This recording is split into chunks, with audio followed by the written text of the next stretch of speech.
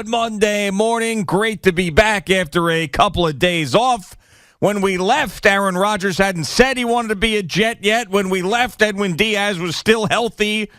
Altuve was still healthy. The tournament hadn't started, so we got a ton to talk about this morning. And still no official trade, obviously, with Aaron Rodgers, but a jam-packed day, including your Rangers scoring 6 goals in the first period last night, and then ending up with 7 at the end of it as things are heating up in both local hockey and basketball. Good morning, Boomer. How are you? Great to see you. I'm ready to go. Yeah, good morning, Jay. Great to see you, too. And the thing is that, yeah, I have not witnessed this when it comes to the Rangers in my entire that I can remember in my entire fandom for the Rangers. What they did the last 2 games against the Penguins and Predators. Predators were a glorified AHL team last night, and the Rangers took advantage of it. But, man, I don't know how to react. Like I don't want them peaking too early, and we'll find out a little bit more about them this week. They have the Hurricanes back-to-back. Hurricanes lost one of their key players, and we'll see how this team reacts and plays against a much tougher opponent this week. But I can't say that I can ever remember what I've witnessed the last 2 games and how they've taken 5 out of the last 6 points. 3 games, and I think they've scored something like, 18 goals straight in the last 3.5 games. So it's been crazy, and everybody seems to be fitting in, knowing their role, playing well. Goalies are playing well. 2 shutouts. That's even more important to me anyway, because defense wins championships. So it is going to be a crazy in April and May around here for the hockey teams. The Islanders are pushing. Capitals are falling off. Devils won a great game last night on the road in Tampa Bay, so they're staying ahead of the Rangers. And the Rangers play, like I said, the Hurricanes this week. If somehow they're able to win 2 games here, they are right on the heels of the first place teams in the Metro. So it's going to come down to the end. By the way, the Knicks have 10 games left. The Rangers have 12 games left. The Knicks game on Saturday was amazing. Against the win over the Nuggets. Yeah. Right, and Jalen Brunson was back in, running the point, doing everything that he does. So this could be a garden party. Man, I'll tell you that been a long time. It's been a long time where you feel like both teams have something pretty special going on, and hopefully they're going to be able to take a deep May and June runs. That would be amazing. The other thing that did happen is that Aaron Rodgers basically came out and said he wants to play for the Jets. Here's the thing that people have to understand: there are 32 teams in the NFL. There are only 31 owners. There are 31 owners because Green Bay doesn't have an owner. So you have like a little private fiefdom with Mark Murphy, their president, and with Brian Gutekunst, their GM. As a matter of fact, I think in June or July, they have, their shareholder meeting where about 8,000 people show up. And it's like a little bit of a goofy thing. It's like Christmas in July, and it's right before training camp. And they give the state of the team, and they act as if they are the owners, when in fact they're not. They're just the stewards of the franchise. And so Woody Johnson, there's nobody for him to call. Sure. In other words, if there was something going on, say, between, he and the Dallas Cowboys, and Dallas Cowboys were hemming and hawing, Woody Johnson could call up, Jerry Jones and say, hey, Jerry, look, your quarterback's been there for 18 years. He's made you, $1 billion. You raised money off of his back. He's played great for you and everything else. There's really no reason to hold up this trade. He wants out. We want him. Let's move on. So you can move on with your team. We can move on with our team. And what we're going to give you is we'll swap first-round picks. Maybe we'll give you a second-round pick and a conditional third pick, and let's call it a day. I mean, this is a 40-year-old quarterback who you don't know is going to play here 2 years. So the Jets can't go crazy with what the compensation is back to Green Bay. And I've been telling you that now for, weeks. So, whatever Brian Gutekunst's ego is telling him, or Mark Murphy's ego is telling them, and making the Jets and Aaron Rodgers sweat this thing out all the way until the draft is it's ridiculous. I mean, you got to realize you don't want him. He doesn't want to play there for you. Move on. It's been 18 years. It's been a great 18 years, and he'd like to play for the Jets. So, unfortunately for Woody, there's really nobody for him to call. But what about Mark Murphy? Why can't he call him? He's the president. Like, in other words, if it's a singular owner, like whoever the owner may be, the owners realize that they're all about making deals. That's why they're billionaires. Sure. So they're all making deals. These guys up there in Green Bay, it's their fiefdom. And Mark Murphy is, he's going to be dug in, and Gutekunst is going to be dug in. And it's got to be. For what reason, though? I don't understand. It doesn't make any sense. Well, I'll tell you why. None of this makes any sense. To me, it's ego. To me, it's not about the Jets right now. It's not about the Jets. It's about Aaron Rodgers and the Green Bay Packers. It's 18 years. It's an ugly divorce, and they're trying to get through it. But those guys can make Aaron Rodgers sweat a little bit, because I'm sure he's been a pain in the ass to them over the last 3 to 4 years. There was a report out there that he was advocating for Gutekunst's firing and all that kind of crap. So there's all that machismo going on, and all the ego crap that goes on, between the people in Green Bay. It really has nothing to do with the Jets, other than is Joe Douglas and Woody Johnson, are they going to get a little bit nervous and then offer a little bit more than this guy is worth? I mean, like, my argument, it wouldn't even be an argument, but my negotiation back to Brian Gutekunst is like, listen, Brian, you weren't sure he was coming back this year at all. None of us were until he went into the darkness retreat and then came out and said, okay, I want to play, and I want to play for the Jets. That doesn't mean next year when we're sitting here that he's going to want to continue to play for us. He may just up and retire next year, so we can't go crazy with the compensation that you want. Be realistic. Understand here. And you're trying to sell, like when you go to sell your house, you think your house is worth a certain amount of money, and then somebody comes in and offers you $50,000 less, because they believe that's what they can afford and that's what they think your house is worth. You could either sit there and wait for somebody else. Well, the problem is there's nobody else. Well, which in this case, there is nobody else. Yeah. So you would end up probably taking the deal and moving on, because you want to get your life going and you want to be able to move forward. So I would just think, whatever the egos between, Aaron Rodgers and Gutekunst and Mark Murphy are, those guys have got to come to grips and realize, that, you got to move on, and eventually you got to run your team. And, Jordan Love's your quarterback.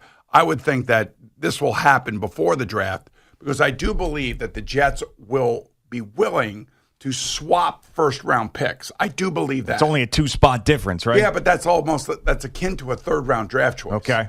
With this mathematical numbering system that they have with what's worth what.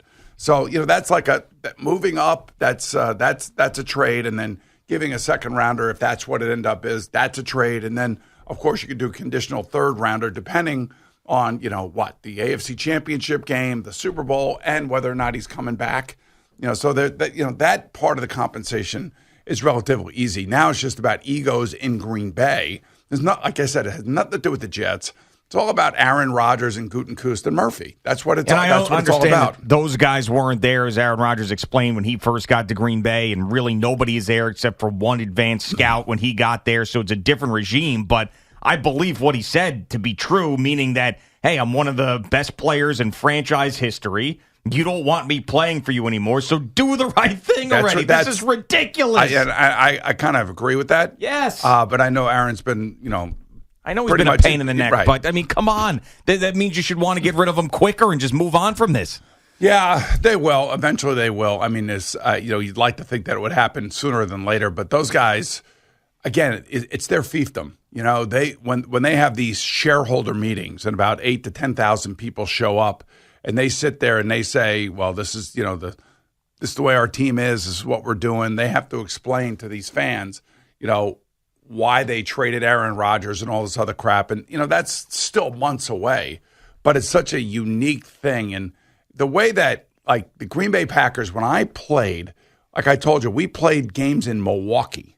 That wasn't Lambeau as we know it today. Sure. And the only reason this is Lambeau as we know it today is because of two quarterbacks, Brett Favre and Aaron Rodgers. Now, they've had, front office people and coaches go through there that have been a big part of that success as well. But the run between Favre and Rodgers is what's built rebuilt Lambeau Field. It's 30 years we're talking about. The Packers Hall of Fame. Yep. They're building a brand new practice facility, or maybe they've already done that. They're building a whole thing called Titletown there. When they needed money, how about this? When they needed money to be able to sign some of their players, what do? They call their shareholders, and try to get their shareholders to buy more shares for $300 a share, or to get more people, and they raised $65 million by doing that. Yeah, pretty So easy. That's why this is like a really unique thing when you're dealing with the Packers. It's a little bit different, or a lot different than dealing with any of the other 31 teams, because they don't really have an owner to talk to. Yeah, okay. I mean, I can understand that. What I don't understand is why you really think that Joe Douglas and the Jets are going to relent, because if you don't trade Aaron Rodgers, there's no other suitors that he's going to sit there and count against your cap. It's the dumbest thing in the world. I don't think they're going to relent. I think that they're going to hold fast. There's no reason to. And as they get a little bit closer to the draft, because after the draft, then the compensation becomes virtually nothing. Right. I mean, forget it. We're not, we're going to do it now. Let's do it now. Let's get it over with. This is what we're willing to give you, and we think it's a fair. We think it's a fair offer. I think it's a fair offer, and I certainly would not relinquish a hard number one draft choice in this case, because I just don't know if this guy's going to play more than 1 year. I don't know that. Yeah, nobody knows that. I would think that when they had those conversations out there in Malibu, that he probably said something along the lines of, I probably want to play more than 1 year, because I don't think the Jets would be going this nuts and focusing in on Aaron Rodgers if it was all in for 1 year. Well, he's all in, and unless he gets hurt, and that's a big thing that could easily happen. If that happens, well, it happened last year, right? You have to protect your franchise if you're Joe Douglas, and he will. I mean, he's not going to relent to this. They lost out on a couple offensive linemen they were in on, including Orlando Brown Jr. Orlando Brown, right. Yeah. So, I mean, I think they're counting on Mekhi Becton coming back and being healthy. Which is kind of a risk, no? I mean, well, sure it is. Everything's a risk. Yeah, but when it's a guy who really hasn't played any games, I know he's in shape, but getting out there and competing and staying on the field, I mean, he's a guy I don't know if you can necessarily count on. I mean, it's less of a risk when you bring in a guy who makes a ton of starts every year. Right. And I could also, I guarantee Jet fans out there, Aaron Rodgers is not wearing number 12. He's not wearing number 12. He's so not. Forget that. You guarantee you that? Guarantee you that he's not going to wear number 12. He's not a dummy. He's one of the smartest guys who has ever played in the league. He's very thoughtful in that regard, understands history, understands who Joe Namath is, understands what the Jet history is and why that number is so important. And even though Joe said you can wear it, Len Dawson told Joe Montana he could wear his number 16 when he got to Kansas City. And Joe Montana said, no, that's your number. That's your history. I'll do the different. I'll wear a different number. So I would think that, Aaron is either going to wear 8, which is what he wore in college, which would mean he would have to buy that off of Elijah Moore, assuming Elijah Moore's still here, or he'll go with number 10, which is available because Braxton Berrios got cut. That's right. So it's either 8 or 10. It's either 8 or 10? Yeah, it's not going to be 12. So I know you've been waiting to get your jersey, and you're saying that you've now narrowed it down to 2 numbers. Why don't you just get him to send either 8 or 10? Maybe he'll change it on me. I don't know. Yeah. I think it's 8 or 10. You think or it's 8 or 10? I believe it's 8 or 10. You believe that it's 8 or 10? Yes. All right. But it ain't going to be 12. It's not going to be 12. He didn't give he gave a wishy-washy answer to the McAfee guys on that about as far as he is not going to be wearing 12. I hear you. I'm just saying that's what he did. It would be like somebody wearing 12 in Packer history after, he's gone. Now listen. They might give it to Jordan Love next year. How much they hate him. No, Aaron Rodgers had a much better career than Joe Namath did.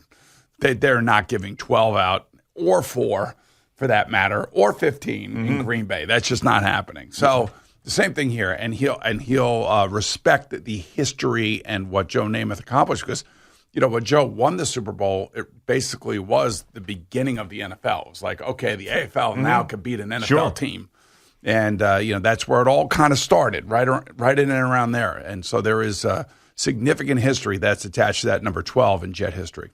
Yeah, I mean, and of course, obviously Aaron Rodgers played a lot longer time, and you look at the numbers, it's crazy. You really can't compare eras, but I mean, the impact that Joe Namath had on the Jets is one of the biggest impacts that one single man has had on any franchise in the history of the NFL. Entire league. Yeah, right. The entire league, right. Yep. So I would just say that, it will happen eventually. They'll get, Green Bay will become realistic and understand that they're trading a 40-year-old quarterback, and there's only one team that is willing to make the trade, and they'll come to their senses and swallow their ego and worry about their team moving forward, as opposed to sticking it to Aaron Rodgers. This is like idiotic children's play where 2 owners, they would make a phone call, they'd get it done. and it would be done. And it would be over with because the owner realizes that, they got to move forward with their team. They can't worry about the past. They got to worry about the future. And if this is Jordan Love's team, let's make it Jordan Love's team. As longer they keep playing these games with Aaron Rodgers, then, internally it's still not Jordan Love's team. They gotta change everything, the mindset, and move on. All right, Boomer and Gio on the Fan and CBS Sports Network.